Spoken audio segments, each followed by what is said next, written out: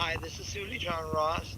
You're listening to Backstage Access, where the real show begins. Enjoy.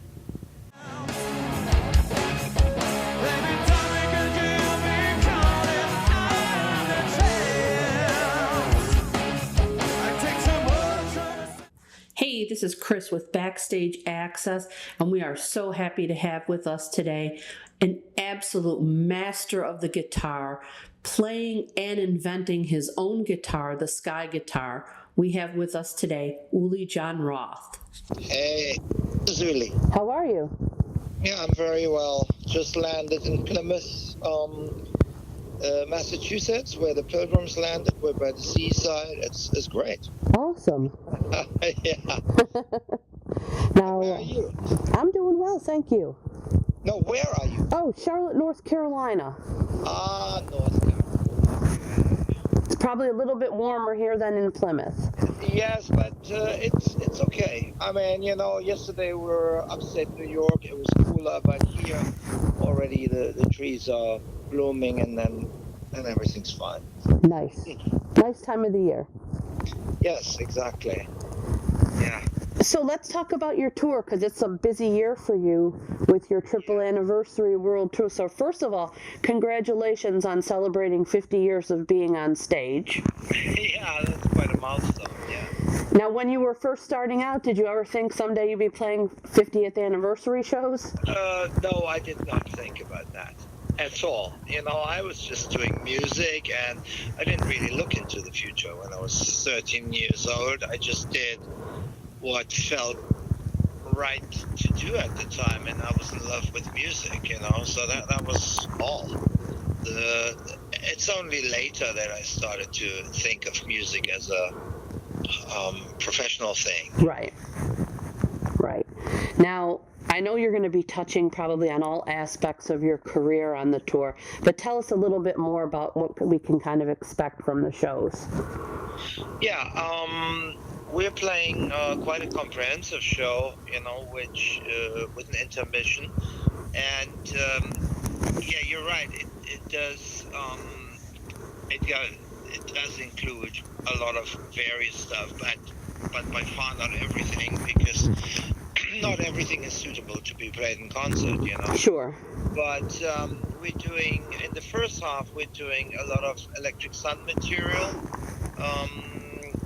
and in the second half, we're doing a lot of Scorpions material. Okay. Those two are the main cornerstones of this tour, but we're also playing all sorts of things from other parts of my 50 years, including a little acoustic set, which is smack in the middle, where I'm playing solo on my 8-string guitar. Okay, nice. And now, you mentioned guitar, so you have your own guitar that you invented, Sky Guitar, and you have your own company now that makes them. So tell me just a little bit about what makes your guitar so unique. Well, the Sky Guitar is different because from the beginning, when it was when we had the first prototypes in the early 80s, it differed from other guitars in a very important aspect that you could play much higher on these guitars. Right. My aim in creating them was to be able to play like a violin, to play in the range of the violin, which is not possible on traditional electric guitars. Right. That was really the reason for Sky Guitars coming into existence. And then they do have a very unique shape, which is due to the fact that on a normal guitar you simply cannot reach these high notes, so I have to give it a different kind of shape. Right. And that became a visual trademark in itself. And then afterwards, in the beginning, they were just my personal kind of thing, the Sky Guitars, but a few years ago we actually put it on the market for others to enjoy, and it's going well. Cool. They're all hand built to order, and yeah. Very nice, very nice. Now, back in January, you played a few dates in Japan, and you had a special guest because Rudolph showed up. You know, he was part of the bill. And how did those shows go, and what kind of emotions were kind of running through your mind being back on stage with him in Japan? Yeah, the shows went very well, and we recorded them for a DVD release. Oh, cool. Yeah, I was glad that Rudolph immediately consented to being the guest on those because it was literally the first time we shared the stage together in Sun Plaza Hall, which is where we recorded the original Tokyo tapes. Right. Which was my farewell to that band, the Scorpions, back then, 40 years ago. So yeah, it felt like a family reunion of sorts. It always does. Rudolph and I, we get on very well. It's like we're kind of brothers in arms. Sure. In strings. Yeah. You're right. How did the fans react to seeing both of you up on the stage? That must have been special for them too. I think they really loved it. I mean, that's the feeling we get. With the Japanese audiences are always much more guarded. You don't get like the total excitement and outbursts that you get in America. Right. It's Right. like two opposites. When you're in a concert in Japan, and these are big halls that are seated venues, like big theaters, and the people they don't really get up from their seats much, and the applause after a song is usually what we consider a polite applause, but that's the way they show their appreciation, and everything else that's excessive is not the done thing in Japan. Right. So, and when you're in the States, it's like the opposite. Right. Absolutely. Which makes it actually easier for us. Right. Now, you said that you recorded those for a future DVD release, so I was going to ask if you're working on any new projects that might be coming out for when the tour is over. I'm working on several. I've written a lot of material for a new Electric album. Okay. But finding the time to actually go into the studio is not so easy. Right. Because I do tend to take a long time over my albums. Okay. I've also written a complete acoustic album for my 8-string guitar, which I'm very fond of playing. And again, I still need to record that stuff. So maybe when the tour's wrapped up, then maybe you'll have some time to hit the studio. Well, I will have some time, yes. Nice. I will certainly do something. Okay, so we'll look forward to that. And when do you think the DVD of the Japanese shows might come out? No idea. No idea. Okay. Because it's a big project and Right. we recorded 3 shows. The editing has already begun.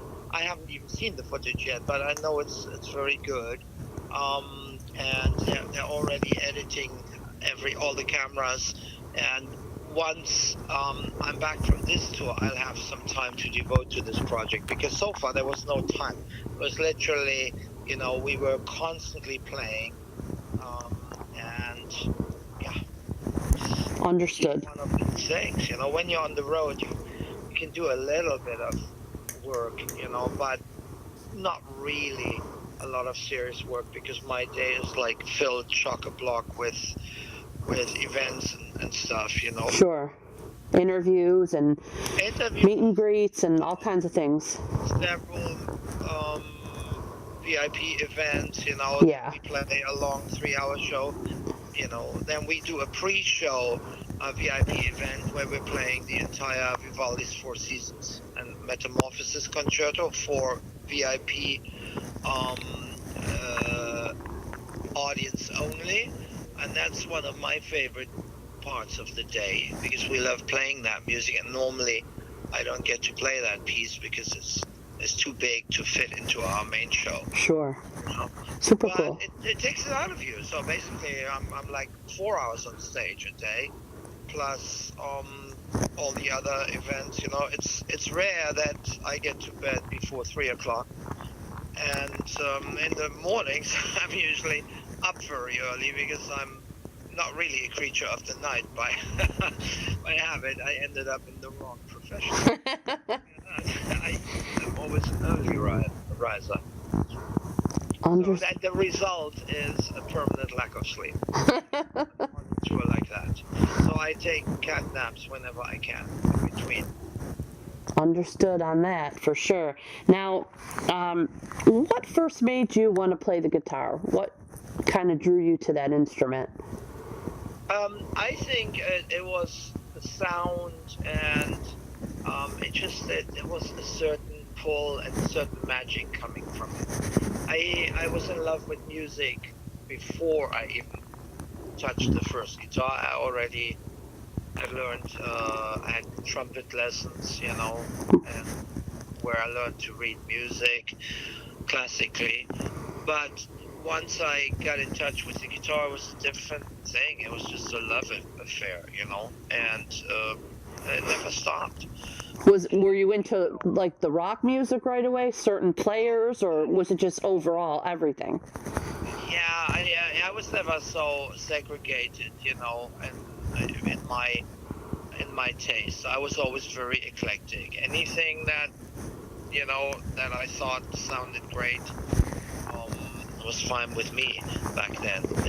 And coming from a Beatles background, I then moved on to quote unquote harder music, which was the Cream. I was fascinated by that in the late '60s with Eric Clapton, and then a little bit later on Jimi Hendrix, and other influences, which I then kind of amalgamated and digested, and in the end you end up like with a thing of your own, your own Sure. kind of style. It's a natural progression. Absolutely. And now a lot of guitarists mention you as being someone that, whose style of playing and listening to your music kind of drew them into wanting to play the guitar. So it's come around for you. Yeah, exactly. Now, I had one final question, and you had mentioned, when you first started playing, you were, 13, and your first show, I think it said back in December of '68. What do you remember from that first show? I remember it actually quite well. Cool. It was a dance evening, like at a social club, and we played for at least 1.5 hours. And we played a lot of rhythm and blues. We played some instrumental music, we played a little bit of Cream, Sunshine of Your Love. And one of the songs that we played that night, I've integrated into my main program now. It was Apache by the Shadows. And I'm even playing it on the same guitar that I had back then. I brought it to America. Wow. Yeah, that guitar has been standing around in the depressed state for 50 years. That's it. And guitars don't like standing around like that. So I thought, I owe it to that guitar to bring it to life again. And it's fun, It's not that easy to play compared to the Sky guitars they play I'm sure. by themselves, Right.